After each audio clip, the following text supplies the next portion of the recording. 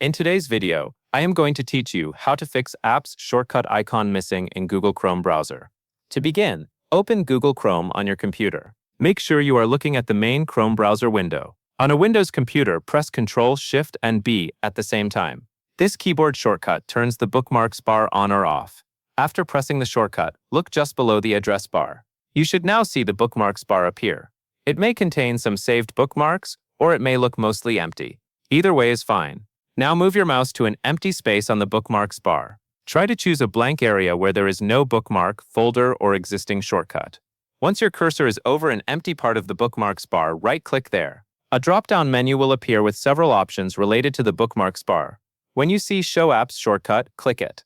After you click Show Apps shortcut, look at the far left side of the bookmarks bar. The apps icon should now appear there. It usually looks like a small, colorful grid. If the icon appears, you are finished. You can now click the apps icon whenever you want to access the Chrome apps area from the bookmarks bar. The settings should stay enabled, unless it is manually turned off again later. That covers everything you need to know.